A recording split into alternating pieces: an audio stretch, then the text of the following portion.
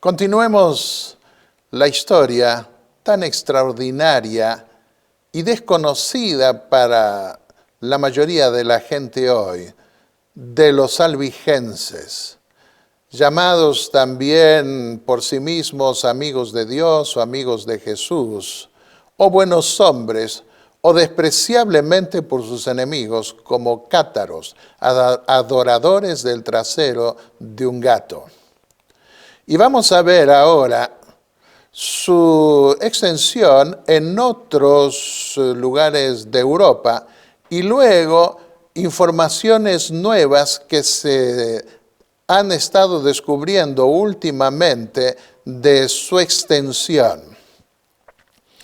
En Alemania, antes que en el sur de Francia, los amigos de Dios habían sido dramáticamente perseguidos desde comienzos del siglo XII.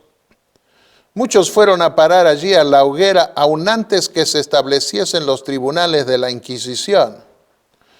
Fue allí donde por primera vez les pusieron el nombre difamatorio de cátaros. En Italia, los amigos de Dios pudieron continuar aún después que todos sus compañeros en la tribulación del papado romano en el sur de Francia habían perecido.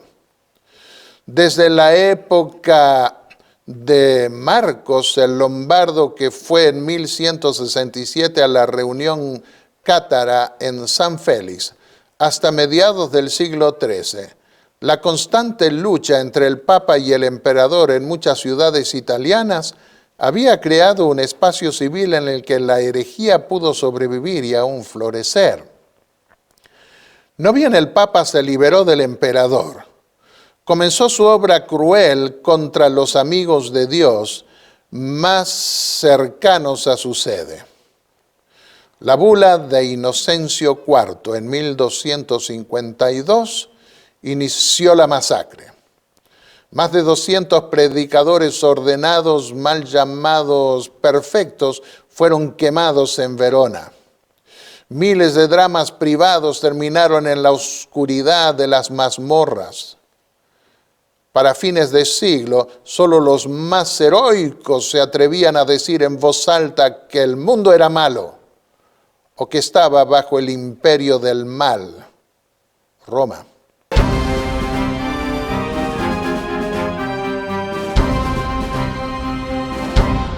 Un lugar seguro quedaba para los pobres y maltratados amigos de Dios, llamado Montsegur. Durante los 30 años de las cruzadas albigenses, el respetado predicador de Toulouse, Guilabert de Castres, requirió a Raymond de Pereille hacer de su castillo un centro de la fe albigense. Raymond tenía varios amigos de Dios en su familia y estuvo de acuerdo en transformar todo su territorio en un refugio para el pueblo desposeído y perseguido por la intolerancia papal. Guilabert murió en una muy buena edad y fue sucedido en el liderazgo espiritual albigense por Bertrand Marty. Hasta 1240, Montsegur era el último formidable bastión de los amigos de Dios. Permanecía intocable después de 3 décadas de persecución inquisitorial en el Languedoc. Los predicadores albigenses iban allí sabiendo que iba a ser el lugar más difícil para tomar de parte de los cruzados. Ellos abandonaron el lugar más inseguro del valle y se dirigieron hacia ese lugar, hasta este santuario de protección. El castillo de Monsegur se encuentra sobre una roca de alrededor de 13.000 pies, unos 1.000 metros, poco más de 1.000 metros de altura. La base de la roca es tan amplia en su perímetro que hace prácticamente imposible sellarlo en un asedio militar. Siendo que el lugar es un lugar empinado, las máquinas medievales que se habían construido para asaltar esas ciudades eh, no podrían destruirlas fácilmente. Por esa razón, no se atrevían los cruzados a lanzar otra cruzada contra esa fortaleza. Desde lo alto de su habitación, Raymond podía ver muchos refugiados que venían, no solamente albigenses, sino también los famosos caballeros y aún los mercenarios que habían sido desposeídos por las cruzadas papales. Localizado en los Pirineos, era un lugar maravilloso que invitaba a la meditación de la palabra de Dios y sus obras. Aún hoy, qué lugar pacífico y majestuoso, la calma que produce cuando uno se encuentra allí, en ese lugar de protección, de refugio de los perseguidos albigenses.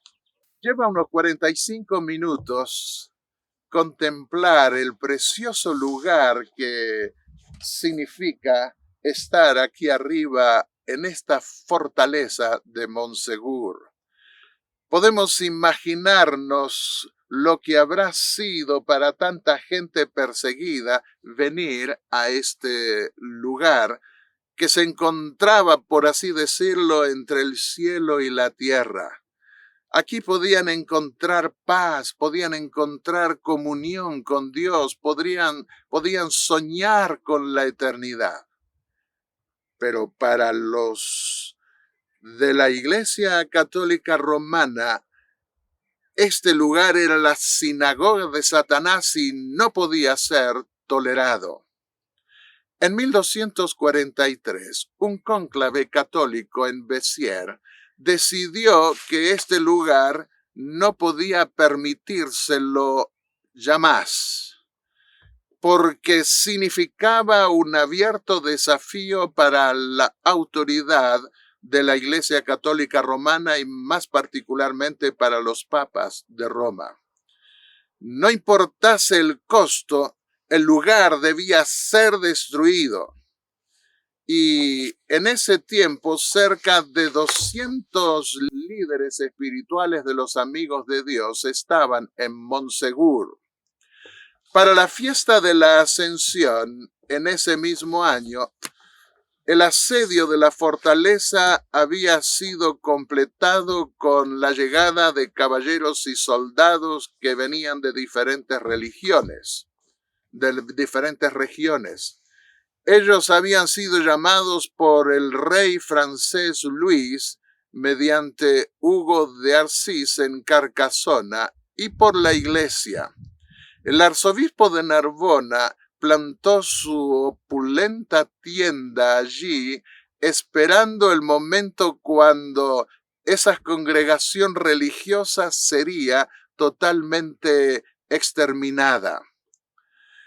Pedro Roger de Mirepoix, un joven líder, había preparado la defensa muy bien de la fortaleza. Los cruzados no podían abrir una línea para penetrar el castillo, siendo que los líderes de los amigos de Dios no llevaban armas. Los defensores contaban solo con 90 guerreros sobre el tope de la montaña.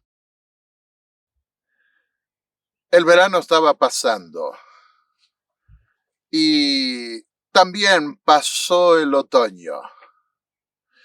Los que asediaban esta fortaleza se estaban desmoralizando después de 8 meses porque habían podido solo matar 12 arqueros, 12 de los guerreros que no pudieron escapar a las flechas que tiraban desde abajo. Al comienzo de la Navidad, Hugo de Arcis vio que su ejército se estaba desmoralizando y era necesario poder intentar un asalto de otra manera muy riesgosa. Y a través de unas personas que eran capaces de escalar la montaña del otro lado de este castillo, logró durante la noche que llegasen hasta allí y sorprendiesen a los que estaban defendiendo la fortaleza fuera del fuerte. De manera que poco a poco lograron ir llegando con sus equipos de ataque hasta ese lugar. Y aquellos que habían estado durmiendo los tiraron al vacío para una muerte segura. Poco a poco ellos fueron acercándose con su ingeniería de asalto y algunas piedras se encuentran allí que habrán sido tal vez equivalentes a las que usaban en aquella época y que están fuera de la fortaleza.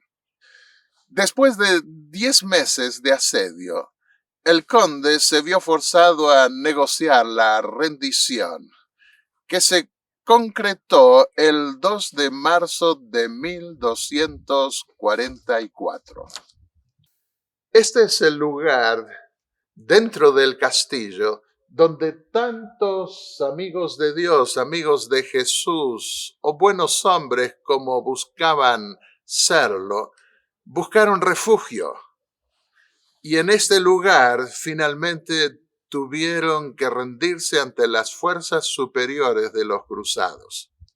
Después de 10 meses de asedio, el conde fue forzado a negociar la rendición, la que se concluyó el 2 de marzo de 1244. Se le dio a la gente 2 semanas para ser interrogada por la Inquisición o morir en las llamas de la justicia eclesiástica. Ninguno de los 200 amigos de Dios requirió del arzobispo alguna misericordia,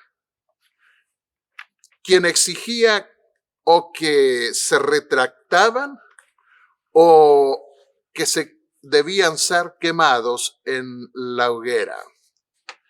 Esos fieles hijos de Dios distribuyeron sus escasas pertenencias entre sus parientes y vecinos, quienes les dieron la despedida con lágrimas.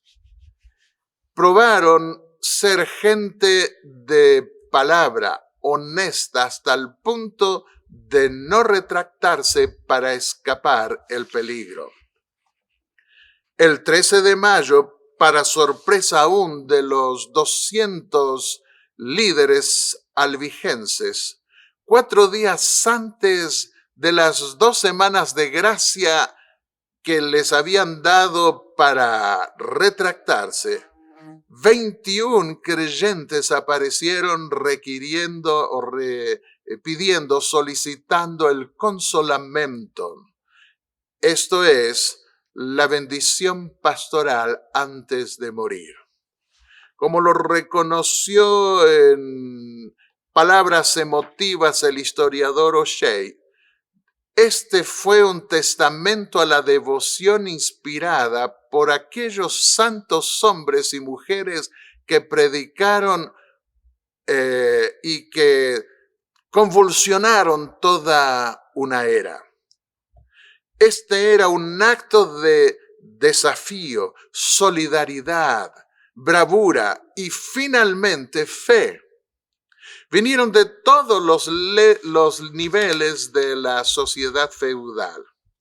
La esposa y la hija de Raymond de Pereire 4 caballeros, 5 soldados, 2 de ellos con sus esposas, un hombre de negocios, etc., se unieron a sus líderes espirituales para dejar a la humanidad un legado heroico de fe en Dios, sin preguntar por qué el Señor permitía tan tremenda inhumanidad.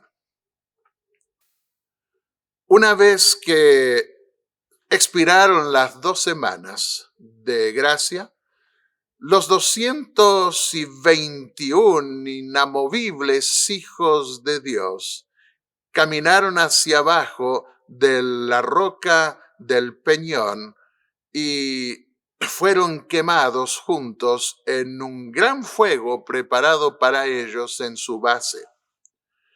En pocos momentos el lugar llegó a transformarse en una especie de volcán, hasta que el humo se disipó llevado por el viento. La última congregación abierta de los hijos y también amigos de Dios se había ido con un tremendo testimonio de fe. Más de 60 años irían a pasar hasta que los últimos amigos de Dios que guardaban su fe secretamente fuesen encontrados y quemados en la hoguera. Pero la llama de su fe se fue realmente.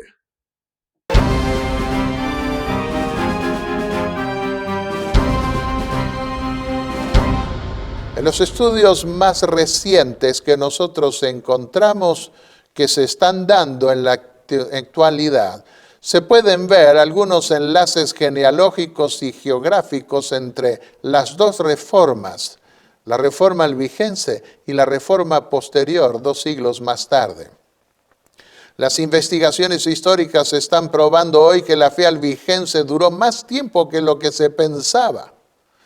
Algunos vestigios de ellos quedan todavía por el año 1329, cuando 4 de ellos fueron quemados en la hoguera. Lo mismo pasó durante el siglo XIV y a comienzos del siglo XV en las tierras del sur que hoy pertenecen a Francia. Esto es lo que se encuentra en los registros de Carcasona. Se menciona allí una condena de cátaros en las zonas aledañas que tuvieron lugar en 1335, otra en 1340, en 1352 y en 1364. En la misma Carcasona hay registros similares de la Inquisición entre 1352 y 1400 y aún 1422. Nuevamente comenzaron las condenaciones inquisitoriales en Carcasona en 1531 y en 1547, ahora ya con protestantes.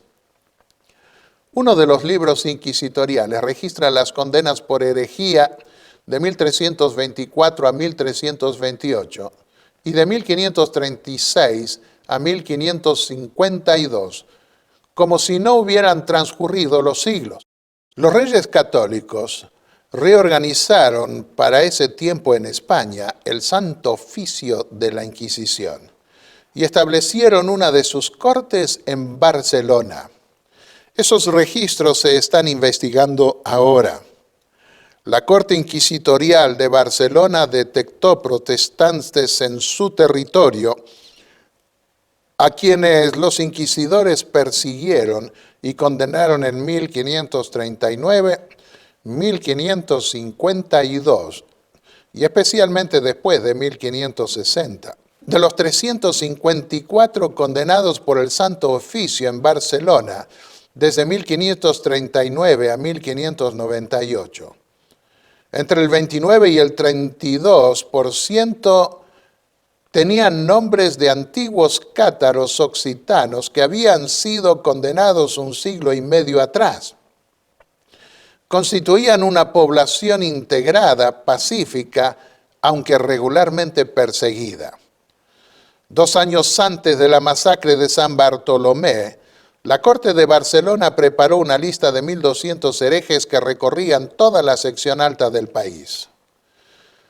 Esa información nos permite ver hoy que los protestantes hugonotes se establecían en las mismas casas y lugares en donde se habían reunido los cátaros 2 siglos antes, y a veces con los mismos nombres. Michel Jas o Michel Jas informa que más de 10.000 nombres patronímicos prueban hoy un enlace sanguíneo entre los antiguos albigenses que fueron procesados y los protestantes posteriores que vivieron en el mismo lugar. Esto nos permite ver que, aunque perseguidos permanentemente y muy debilitados, sobrevivió una fe subterránea ininterrumpida en todo el Languedoc. No debemos olvidar que desde mediados del siglo XI los nombres eran hereditarios, y hacia el siglo XII los nobles agregaban a su nombre de bautismo el lugar de la residencia fortificada. Por esta razón se puede establecer fácilmente la conexión patronímica. 2 siglos más tarde, la aristocracia rural del Languedoc optaba 2 veces por el protestantismo. En el Manifiesto Protestante Anónimo de 1703, impreso en Holanda, leemos lo siguiente: el pueblo de Sevens mantuvo siempre su religión, varios siglos antes de la Reforma. Su país se vio en otros tiempos lleno de valdenses y albigenses. Parece por diversos actos que profesaban la misma religión que los reformadores actuales. Su celo se encendió al comenzar la Reforma. En menos que nada, todo el país estaba con la Reforma y ha sido así desde ese tiempo. Las fuentes cátaras occitanas del Coloquio de Montreal contienen manuscritos recobrados de los cátaros por los hugonotes protestantes que muestran un punto diferente del que se encuentra en las crónicas católicas del medioevo. Esos documentos fueron copiados, traducidos y distribuidos por toda esa zona para librarlos de la destrucción de los inquisidores. Gracias a esos documentos, las iglesias que provinieron de los reformadores pudieron identificarse a sí mismos con los albigenses y valdenses.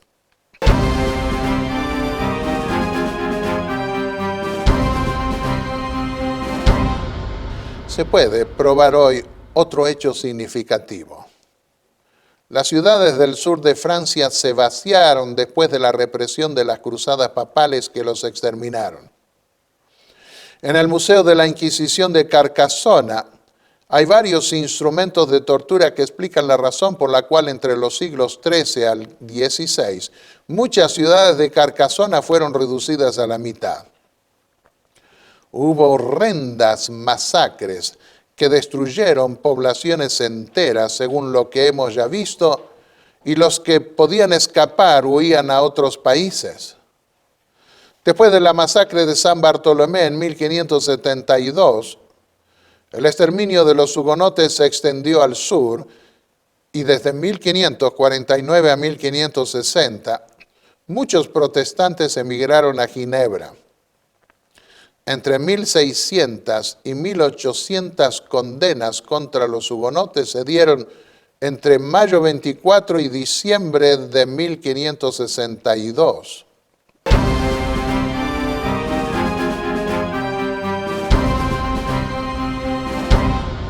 El espíritu de profecía registra lo siguiente en el libro Conflicto de los Siglos. Así como los reformadores protestantes 3 siglos más tarde, los amigos de Dios procuraron defender la libertad de conciencia. Para ellos los cruzados eran criminales y los que mataban otros por su fe eran asesinos. Leamos ahora su declaración. Aunque sumida la tierra en tinieblas durante el largo periodo de la supremacía papal, la luz de la verdad no pudo apagarse por completo. En todas las edades hubo testigos de Dios, hombres que conservaron su fe en Cristo como único mediador entre Dios y los hombres, que reconocían la Biblia como única regla de su vida y santificaban el verdadero día de reposo. Nunca sabrá la posteridad cuánto debe el mundo a esos hombres. Se les marcaba como a herejes, los móviles que los inspiraban eran impugnados, su carácter difamado y sus escritos prohibidos, adulterados o mutilados. Sin embargo, permanecieron firmes y de siglo en siglo conservaron pura su fe como herencia sagrada para las generaciones futuras. La historia del pueblo de Dios durante los siglos de obscuridad que siguieron a la supremacía de Roma está escrita en el cielo, aunque ocupa escaso lugar en las crónicas de la humanidad. Pocas son las huellas que de su existencia pueden encontrarse fuera de las que se encuentran en las acusaciones de sus perseguidores. La política de Roma consistió en hacer desaparecer toda huella de oposición a sus doctrinas y decretos. Trató de destruir todo lo que era herético, bien se tratase de personas o de escritos. Las simples expresiones de duda u objeciones acerca de la autoridad de los dogmas papales bastaban para quitarle la vida al rico o al pobre, al poderoso o al humilde. Igualmente se esforzó Roma en destruir todo lo que denunciase su crueldad contra los disidentes. Los concilios papales decretaron que los libros o escritos que hablasen sobre el particular fuesen quemados. Antes de la invención de la imprenta eran pocos los libros y su forma no se prestaba para conservarlos, de modo que los romanistas encontraron pocos obstáculos para llevar a cabo sus propósitos. La iglesia del desierto, es decir, los pocos descendientes de los antiguos cristianos que aún quedaban en Francia en el siglo XVIII, escondidos en las montañas del sur, seguían apegados a la fe de sus padres. Cuando se arriesgaban a congregarse en las faldas de los montes o en los páramos solitarios, eran cazados por los soldados y arrastrados a las galeras, donde llevaban una vida de esclavos hasta su muerte. A los habitantes más morales, más refinados e inteligentes de Francia se les encadenaba y torturaba horriblemente entre ladrones y asesinos. Otros, tratados con más misericordia, eran muertos a sangre fría y a balazos, mientras que indefensos oraban de rodillas. Centenares de ancianos, de mujeres indefensas y de niños inocentes eran dejados muertos en el mismo lugar donde se habían reunido para celebrar su culto.